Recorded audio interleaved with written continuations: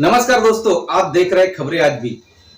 आज हम खबरें आज भी के स्टूडियो में इस समस्या को लेकर बात करेंगे, जहां पर एक जो सोशल मीडिया है, उस मीडिया के जरिए लोग किस तरह से अपने आप को दूसरे की तरह, जो एक बोला जाता है कि प्यार मोहब्बत की बातें होती है सोशल मीडिया पर, वो कहीं ना कहीं जाके बहुत धोखेदायक होती है। तो आज ये जो वीडियो है उस नौजवान के लिए है, जो लड़कियां हैं, नौजवान और लड़के, इस वीडियो का हमारा इनका देता किस तरह से टिकटॉक पर या सोशल मीडिया के द्वारा जो आज जो चल रही है बहुत सारी एप्स हैं, उसको लेकर आज हम बात करेंगे। आज एक हमारे साथ में नाजिया खान जी हैं, उनके साथ में हमने अब एक इस माध्यम से उनको एक जागरूक करने का, जो आज की जो युवा पीढ़ी है उनको जागरूक क्या इस तरह से, उनको किस तरह से टिकटॉक के ऊपर प्यार हुआ और शादी हुई और आज उनका किस तरह से तकलीफ है, वो हम आज आपको जाहिर करेंगे। किस तरह से घर वाले उनके जो हैं, घर वाले और उनके लोग हैं, किस तरह से इस जो लड़की है, आज इनकी उम्र 22 से 23 साल में है, तो किस तरह से आज वो परेशान है, हम उनकी बीती सुनाएंगे। किस तरह से वो उसके संपर्क में आई और किस तरह से उनकी मदद करने के बाद जब इनकी शादी हो गई, तो किस तरह से उनके घर वाले प्रीपेड प्लान करके उनको फंसाने का काम किया, आप उनकी जुबानी सुनेंगे। इसमें कहीं ना कहीं पुलिस भी इसमें मिली भगत बताया जाता है कि यहाँ की मानपुर पुलिस स्टेशन है, जो सबसे बदनाम पुलिस स्टेशन है, कि जो पैसे के लिए कुछ भी करने के लिए तैयार होता है, ऐसे पुलिस स्टेशन है। तो उसी बात से हम उनके महिला है, उन्होंने एक अपने ही ससुराल वाले के खिलाफ यहाँ के उच्च अधिकारी, मुख्यमंत्री से लेके पुलिस आयुक्त से एक पत्र लिखकर एक गुहार लगाई है कि उन्हें एफआईआर ली जाए। तो ये सोच सकते हैं किस तरह से वो अपने ससुराल के जगह से पीड़ित है, उनसे जुबानी सुनिए। सर, आप अपना नाम बता दीजिए। मेरा नाम नाजिया अब्दुल करीम खान है जी। तो किस तरह से आपकी मुलाकात होगी, वो अपने आदमी का पूरा नाम बताइए और कहाँ रहता है वो बंदा, और किस तरह से आपकी मुलाकात हुई और क्या हुआ आपके साथ में। आप एक कंटिन्यू दर्शक को बताएंगे कि क्या किस तरह से क्या मामला हुआ था और किस तरह से आप परेशान हैं प्रीपेड प्लानिंग के साथ में। मेरे हस्बैंड का नाम अब्दुल करीम खान है। वो मुझे सोशल मीडिया यानी टिकटॉक पर मिले थे, और जब वो मुझे मिले थे तो उन्होंने मुझे बताया था कि मैं कुर्ला कसाईवाड़ा का रहने वाला हूँ और मैं क्या बोलते हैं 10th पास हूँ और मैं एक नेट वाईफाई का काम करता हूँ। उन्होंने मुझे अपनी बारे में अपनी जानकारी ये बताए थे। तो ये सोच सकते हैं कि वाईफाई का जो काम करने वाला सोशल मीडिया पर किस तरह से लोगों को, लड़कियों को आजकल फंसाने का जो काम चलता है लड़के द्वारा, तो अपनी जो उनकी बायोडेटा होती है झूठा करते। तो और आगे बताइए क्या कहना है। उसके बाद में उन्होंने मुझे अपने बारे में बताया। बताने के बाद में जब मैं अंडर एज थी वो टाइम पे, वो हम दोनों में बातचीत हुई, मुलाकात हुई। उसके बाद में हम लोग उसके बाद हम दोनों ने शादी किए, कोर्ट मैरिज किए। 1.5 साल तक वो अपने घर पे थे, 1.5 साल तक मैं अपने घर पे थी। लेकिन इन 1.5 सालों में ना उन्होंने मुझे अपने बारे में सच बताया, ना अपनी फैमिली के बारे में सच बताया। और इन 1.5 सालों में वो मुझे कभी मानपुर मंडाला जैसे एरिया में रहकर भी नहीं गए। मुझे तो सिर्फ इतना ही मालूम था कि वो कुर्ला के रहने वाले हैं, वेल सेटल है, अच्छे घर से है, बस मुझे उनके बारे में इतना ही पता था। तो इसके बारे में आपको पूरा गुमराह किया उस लड़के ने। हाँ। तो आगे की कहानी किस तरह, शादी हुई, शादी होने के बाद क्या हुआ, 1.5 साल तक आप बोलते मैं हम लोग अपने घर पे रहे, तो 1.5 साल के बीच में आपने उसके लिए क्या किया और उसने आपके लिए क्या किया। 1.5 साल के बीच में मेरे घर में हम लोग का गारमेंट का बिजनेस चलता है मलाड मालवनी में, तो मैं वहीं पर काम करती थी। तो मैंने उसका फाइनेंशियली बहुत मदद करी, पैसे से देखा जाए, घर वालों के अगेंस्ट जाके या फिर घर वालों से छुपा के देखा जाए, तो मैंने उसका फाइनेंशियली बहुत मदद करी। गाड़ी वाड़ी हर चीज से लेके मैंने उसकी मदद करी। और इतनी मदद करने के बाद में उसने मुझे सिर्फ और सिर्फ 1.5 सालों में तलाक के लिए प्रेशराइज किया है। हर वक्त छोटा मोटा झगड़ा हो तो तलाक हो जाएगा, छोटा मोटा झगड़ा हुआ तो पैसे चाहिए, ये चाहिए। उसने मुझे हर तरीके से मेंटली टॉर्चर तो उसने किया था मुझे। उसके घर ससुराल जाने से पहले भी मेरे साथ यही चलता था। फिर उसके बाद में मैं शादी करने के बाद में 1.5 साल गुजर गए। मैंने जोर जबरदस्ती करके वो मुझे तलाक के पेपर बना के लेकर आया। तो मैं पूछते यहाँ पिछले रमजान में मंडाला पहुंच गई। उसके दोस्तों के जरिए मुझे मालूम पड़ा कि मंडाला मानपुर में रहने वाला है, और देखा जाए तो वो गलत लाइन का है। उसने मुझे जो अपने बारे में बताया था वो सब कुछ एक झूठ था। मुझे आधा तो घर जाने से पहले ही मालूम पड़ गया, और उसके बाद में पूरा सच वहाँ घर जाने के बाद मालूम पड़ा। करके वो तो नहीं उसके, लेकिन पूरे घर वाले गलत लाइन के लोग हैं। तो अभी आपके साथ में क्या क्या घटना घटी ससुराल आने के बाद, वो दर्शकों को डिटेल बताइए कि ये जो आपका मामला है, हमने खबरें आज भी की तरह से उठाने का मुद्दा ये मतलब ये था कि जो सोशल मीडिया पे लोग फंसते हैं, लड़कियां फंसती हैं और गुमराह होती है। तो आप बताइए, शादी हो गई आपकी, उसके बाद आप घर पे आए लेकिन तो भी तलाक का मामला था, और उसके बाद आपके ऊपर क्या क्या इल्जाम लगाए, मारपीट का, ससुराल वाले ने क्या, चोरी का, किस तरह से आपको प्रताड़ित किया गया आपके ससुराल में? शादी होने के 1.5 साल के बाद मैं बिना दहेज की आई थी। मेरे घर वालों को ये रिश्ता बिल्कुल भी पसंद नहीं था, क्योंकि हम लोग मलाड मलवनी के रहने वाले, और इन्होंने मुझे अपने बारे में सब झूठ बताया। मेरे घर वालों ने ये रिश्ता एक्सेप्ट नहीं किया। मैं अपने घर वालों के मर्जी के खिलाफ जाकर ये शादी करी। उन्होंने मुझे बेदखल कर दिया। उन्होंने ये बोल दिया, जीते जी मैं उनके लिए मर चुकी हूँ, मेरे उनसे सारे रिश्ते नाते टूट चुके। फिर उसके बाद मैं यहाँ ससुराल में, यानी कि 2021 में ससुराल में आई। जुलाई के महीने में हमारी वापस से इन्होंने समाज को दिखाने के लिए बोले शादी करके देती हूँ, वरना जिस दिन मैं इनके घर पर गई थी इनकी माँ से मिलने के लिए, तो इनकी माँ ने तो बोला था मुझे तू पसंद नहीं है, अगर हम गाँव की करके लेके आए तो हमको सोना चांदी दहेज मिलता, लेकिन तुझसे तो हमको कुछ मिल नहीं रहा है। लेकिन फिर भी इसकी माँ ने जैसे तैसे, एरिया में तमाशा हो गया था, मैं गई थी तो उसकी माँ ने शादी करके हमको एक्सेप्ट कर ली। एक्सेप्ट करने के बाद में उस घर में जाने के बाद में भी मुझ पर बहुत सारी जिद सितम होते गए, बहुत सारी जबरदस्ती होती गई। यहाँ तक बात इतनी बढ़ गई कि मेरे हस्बैंड के जो बड़े भाई, मतलब मेरे जो जेठ है, वो कुर्ला में रहते, यहाँ मंडाला में नहीं रहते, लेकिन वो आते रोज यहाँ पर है। उन्होंने मेरे साथ में 2 बार जबरदस्ती की, जिसकी शिकायत मैंने अपनी सास से और अपने हस्बैंड से भी की। तो उन्होंने मुझसे हाथ जोड़ करके माफी वाफी मांगी, जैसा तैसा बोल के उन्होंने बोले कि घर की बात घर में ही रहे तो बेहतर है, अगर बाहर चली गई तो मुझे तलाक दिलवा देंगे ये लोग मेरे हस्बैंड से, मुझे घर से निकाल देंगे, मुझ पे इल्जाम लगाएंगे करके। वो मेरे साथ गलत नहीं कर रहे थे, मेरी नीयत उनके ऊपर गलत थी। उनका मतलब पैसा वैसा देख के, उनकी हाई पर्सनैलिटी देखकर मैं उनके ऊपर मैं गलत कर रही थी। वो मतलब ऐसा बोलेंगे और मुझे बेइज्जत करके निकाल देंगे। तो इस वजह से मैंने अपने कदम पीछे रख ली, और मुझे हर बार मेरी शादी की धमकी मिलती थी कि हर बार मुझे फिर तलाक मिलेगा। इसीलिए मैं पीछे अपने कदम रख के, उनकी बातें सुनकर मैं चौकी तक में गई, कोई कंप्लेंट नहीं करी, ये मुद्दा मैंने घर में ही दफन कर दी।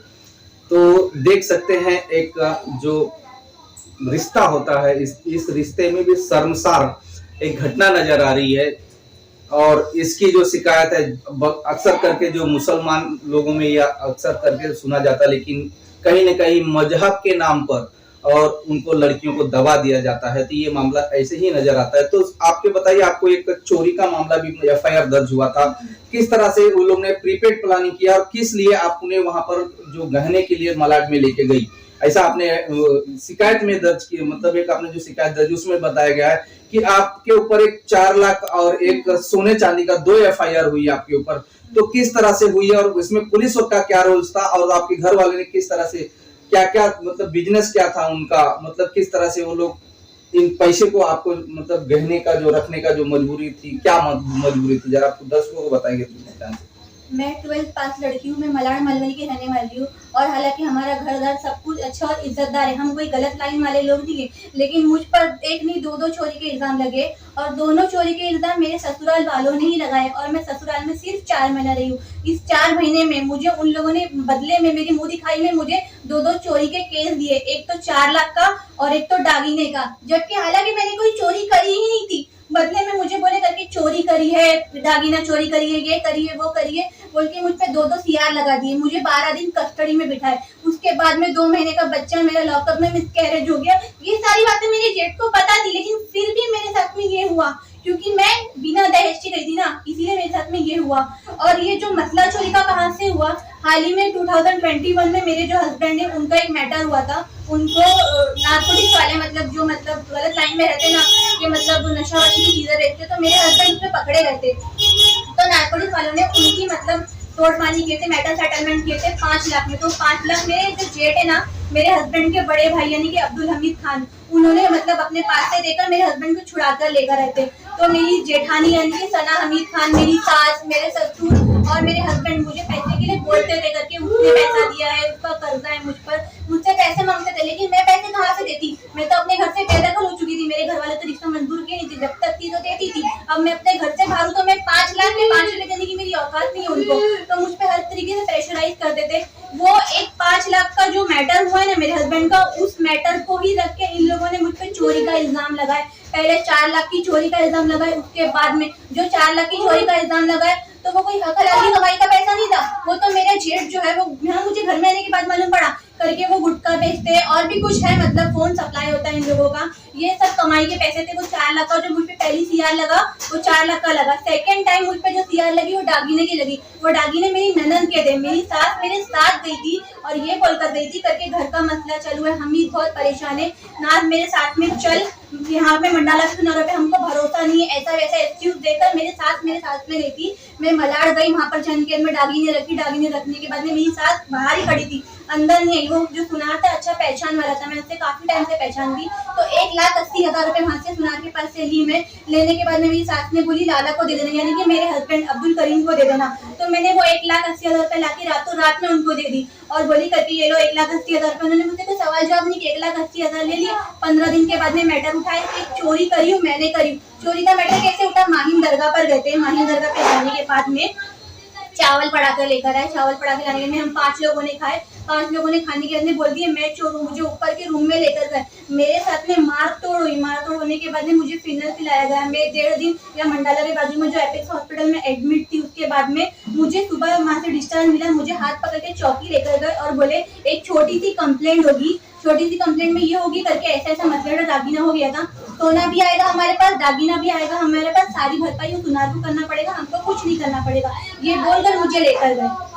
तो कहीं न कहीं इनके ससुराल वाले का जो प्रीपेड प्लानिंग था, ये तो सबसे बड़ा मुद्दा इन्होंने दिया कि जो 5 लाख की नारकोटिक्स विभाग द्वारा जो पैसा लिया गया था छोड़ने के लिए इनके हस्बैंड को, तो कहीं कहीं ये शर्मनाक की बात है नारकोटिक्स विभाग में। आज हम ये भी इसके माध्यम से उठाना चाहते हैं कि जो जोन 6 पुलिस आयुक्त जोन 6 के अंदर आज सबसे बड़ा नशे का कारोबार गोवंडी शिवाजी नगर में चलता है, तो उसी को लेकर देख सकते हैं ये जो नाजिया हैं, नाजिया खान जी हैं, तो ये सोच सकते हैं कि 5 लाख का जो उसने आरोप लगाया है कि नारकोटिक्स विभाग द्वारा तोड़ हुई थी, तो ये कहीं ना कहीं एक जांच का भी मामला बनता है इसके ऊपर पुलिस द्वारा, क्योंकि आजकल सबसे जो बड़ा नशे का कारोबार चलता है Shivaji Nagar police station, Deonar police station और मानखुर पुलिस स्टेशन। जो इन 3 पुलिस स्टेशन के अंदर सबसे बड़ा जो बस्ती है वो मुस्लिम इलाके की बस्ती। तो आजकल मेडिकल जो नशा है, कोको हो गया, टेंटिन टैबलेट हो गया, और उधर एक जो टैबलेट्स होता है, आपको बता दें एक हमारे पास टैबलेट रखा हुआ है, देख सकते हैं ये टैबलेट आता है टेंटिन 10 करके। ये सबसे ये जो टैबलेट आता है, जैसा गर्भवती महिलाएं होती हैं उनको दिया जाता है जिसकी नींद ना आए और पीड़ा थोड़ा सह ले। तो ये सोच सकते हैं कि आज ये जो टेंटिन जो टैबलेट है वो आज की सबसे ज्यादा गोवंडी में बिक रहा है। तो क्या यहाँ के जो पुलिस आयुक्त जोन 6 के आयुक्त हैं, क्या उनको ये पूरी जानकारी नहीं है? क्या उनको भी इस तरह से उनकी जो कमाई है सब पुलिस स्टेशनों की वसूली उनको भी पहुंचाई जाती है? कि एक सवाल खबरें आज भी उठा रहा है। तो ये जो मामला था, ये कहीं ना कहीं मानखुर पुलिस स्टेशन इस मैटर में इनको फंसाने की नहीं बोलती, इसकी भी जांच होना जरूरी है। तो महिला एक जो है एक आरोप अपनी ससुराल वाले से 4 महीने के अंदर उनके ऊपर 2 एफआईआर की गई, तो कहीं ना कहीं इसमें पुलिस भी इन्वॉल्व है। और इनके द्वारा और किस तरह से अभी क्या मांग की जा रही है, आपका क्या किस तरह से मांग, आपके सास आपने बताया है कि 3 लाख रुपया सास ने मांगा मेरा पता, वो क्या मामला ये बताइए। ये सब मैटर होने के बाद में मुझे 12 दिन की कस्टडी हो गई। 12 दिन की कस्टडी में मेरा 2 महीने का बच्चा मिसकैरेज हो गया। उसके बाद मेरे हस्बैंड ने, लोगों ने उनको बोला औरत है छुड़ा दे। ये जो आपका मिसकैरेज हुआ है वो कहाँ हुआ है और कैसा हुआ? शिवाजी नगर लॉकअप में हुआ है। तो देख सकते हैं दर्शकों, एक पुलिस का ये मामला, एक महिला है जो कि महिला का आदर होना चाहिए। आज सबसे भारत के अंदर महिला सबसे आगे का एक मोदी जी का नारा है, तो ये नारा कभी ना कहीं ना कहीं ये फेल नजर आ रहा है मोदी जी का। और हमारे जो महाराष्ट्र सरकार है आज के दौर पे, शिंदे सरकार है और बीजेपी सरकार है, देवेंद्र फडणवीस गृह मंत्री, तो ये भी सोच सकते हैं कि आप ये भी सोच लीजिए कि आज एक महिला है, इसके साथ में उसके घर वाले ने कितना बड़ा अत्याचार, कहीं ना कहीं मानखुर पुलिस स्टेशन इसके अंदर इन्वॉल्व है, तो इसकी भी पूरी जांच होनी चाहिए। इस माध्यम से जो आज स्टेटमेंट खबरें आदमी में दे रही है, तो ये सरकार से हम निवेदन करेंगे इसकी पूरी तह तक जांच हो, इस एफआईआर की भी जांच। जबकि ये कोर्ट में अभी हमने यहाँ के जो मानखुर पुलिस स्टेशन के पूर्व थे निम्बास्कर साहब, उनसे भी हमने फोन पर बात की, तो उन्होंने बोला सर ये मामला था घर का था और हमने अरेस्ट किया है। सर कहीं ना कहीं इसमें पुलिस का भी कुछ बड़ा हाथ है और इसकी भी पूरी जांच होना चाहिए। तो ये बताइए, आपका जो मिसगैरेज हुआ है पुलिस स्टेशन में, तो उसके बाद पुलिस ने आपकी क्या मदद की? ये होने के बाद में मेरी पुलिस ने मेरी कोई मदद नहीं की। मैंने वहाँ पे लेडीज कांस्टेबल को बताया ये बात, तो उन्होंने मेरे हस्बैंड को ये बोला, क्या बोला वो मुझे नहीं मालूम, लेकिन मुझे मेरे घर से कुछ चीजें आई जिसको मैंने यूज किया वो लॉकअप में। सारे जेल से मैं एक अकेली वो लॉकअप में एक अकेली थी, और मुझे इतना दर्द होता है, मैं दर्द से तड़प रही थी। मैं बोलती रही भाई मुझे हॉस्पिटल लेकर जाओ, लेकिन मुझे किसी ने हॉस्पिटल लेकर नहीं गया। ये होने के बाद में मुझे 12 दिन की कस्टडी हुई। 12 दिन की कस्टडी होने के बाद में मैं, जब मेरे हस्बैंड ने मेरी बेल कराई, मैं बेल करा के बाहर आई, तो मेरे हस्बैंड फिर भी लगातार 10 महीने मुझसे मिलने आते थे और लोगों को बोल के रखे थे मैंने उसको तलाक दे दिया, मैंने उसको छोड़ दिया, और मैं उसके साथ में रहना चाहता नहीं, वो कैरेक्टर ऐसी वैसी मुझ पर इल्जाम लगाए, लेकिन फिर भी वो मुझसे मिलने आते थे, प्रॉपर खर्चा पानी देते थे, और मेरे को एक औरत की तरह नहीं रखे थे, लेकिन मुझे एक रखी हुई औरत की तरह रखे थे उन्होंने।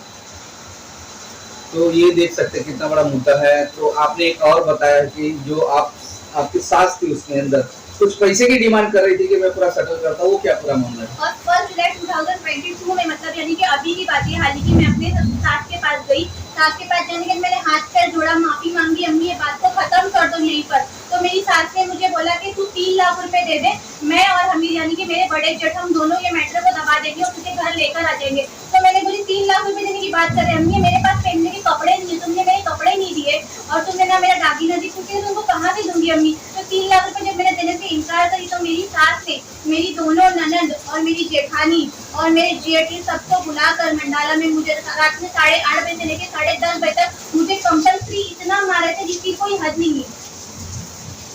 तो देख सकते हैं किस तरह ससुराल वाला एक सताया जाएगी, जबकि एक नासमझ का एक आज नतीजा है। इस लड़की की नासमझ है, सोशल मीडिया के जरा टिकटॉक पे इनसे मुलाकात हुई और पूरी फ्रॉड उस लड़के द्वारा किया गया है, जबकि पूरी जानकारी इनसे छुपाई गई। उसके बाद 1.5 साल के बाद तो आज सोच सकते हैं कि आज हम खबरें आज भी के माध्यम से अपील करेंगे कि ये जो टिकटॉक है इसके ऊपर भरोसा ना किया जाए, एप्स के ऊपर भरोसा ना किया जाए। उसमें जो एप्स है उसके अंदर जो लिखित बातें होती है, उनके जो बैकग्राउंड होता है उसके ऊपर भरोसा ना किया जाए। और जो आज ये नाजिया ने भरोसा नहीं करके आज उनके ऊपर इतने बड़ा 4 महीने के अंदर 2 एफआईआर हो गई मानपुर पुलिस स्टेशन में, एक रॉबरी की, एक गहना चोरी का और एक रुपया चोरी का। 2 एफआईआर जो सकते कि 4 महीने के अंदर घर वाले ने 2 एफआईआर किया, तो कहीं ना कहीं सबसे बड़ा पुलिस स्टेशन का हाथ है। तो आप ये बताइए, आपने एक शिकायत पत्र दाखिल किया है मुंबई पुलिस कमिश्नर से, तो उसमें कितने लोगों को नाम दाखिल किया है और कितने लोग हैं आपके घर वाले, तो एक फाइनल बता दीजिए। अब्दुल करीम मेरे हस्बैंड है, अब्दुल हमीद मेरे जेठ है, आमिर उन्नीसा मेरी छोटी ननद है, तकदीर उन्नीसा मेरी बड़ी ननद है, और सना हमीद खान मेरी जेठानी है, और नूरुन्निसा खान वो मेरी सास है, और मोइनुद्दीन खान वो मेरे ससुर है, और जमाल मलिक जो मेरे छोटी ननद के आदमी है जिन्होंने मुझ पर हाथ छोड़ा था यहाँ पर। ये सबका नाम है, मैंने उस एफआईआर में डाला है। तो ये 5 से 6 लोग हैं, उनके पूरे ससुराल, सास ससुर ननद, और उन्होंने इस पुलिस आयुक्त मुंबई से एक पत्र लिखकर शिकायत पत्र किया है कि इनके ऊपर 376 394 आईपीसी धारा के तहत इनके ऊपर मामला दर्ज किया जाए। और ये पूरी जांच में कानून के ऊपर पूरा भरोसा है, ये इनकी जांच और कानून एक मदद करेगी, क्योंकि एक महिला है, महिला का आदर होना चाहिए पूरे समाज में। और उस समाज को लेकर आज हम खबरें आज भी की तरफ से अपील करेंगे कि फिर एक बार कि आप टिकटॉक कोई भी सोशल मीडिया से जुड़िए, लेकिन सोशल मीडिया के लोगों को जो उनका बैकग्राउंड है तो फिर भरोसा मत करिए। और भरोसा करने का आज ये नतीजा है कि नाजिया खान जैसी लड़की आज दर भर भटक रही है। आपको ये बता दूं कि इनके जो माँ थी वो 3 साल पहले उनकी मृत्यु हो गई, लेकिन बाप ने एक दूसरी शादी करके वो वेल सेटल हो गया। आज इनकी एक भाई और ये मतलब 2 बहन है, ये दूसरे के घर पे रहने के लिए मजबूर है। ये सोच सकते हैं कि आप एक नासमझ का एक शादी करने का आज कितना बड़ा एक नतीजा, हमारे जीता जागता उदाहरण हमारे साथ में खबरें आज भी के स्टूडियो में आज ये नाजिया खान जी बैठी है। और दर्शकों से हम अपील करेंगे ये वीडियो ज्यादा से ज्यादा शेयर करें कि ये जो इनको जो एक मदद मिल सके। एक हमारे साथ में आज एक मुस्लिम लड़की बैठी हुई है स्टूडियो में, तो आप सोच सकते हैं कि ये पूरा जो इसने ब्यौरा बताया कि मुसलमानों के घर के अंदर बेटियों और बहू के साथ में किस तरह से रवैया की जाती है। आप आज जीता जागरा उदाहरण खबरें आज के स्टूडियो में शेयर करेंगे, तो ये सोच सकते हैं कि आज सबसे ज्यादा शेयर करें और इनको इंसाफ मिल सके इस वीडियो में, और उनके ऊपर कड़ी से कड़ी सजा दे और कानून दे और इनको इंसाफ मिल सके। देश प्रदेश के लिए देखते रहिए खबरें आज भी।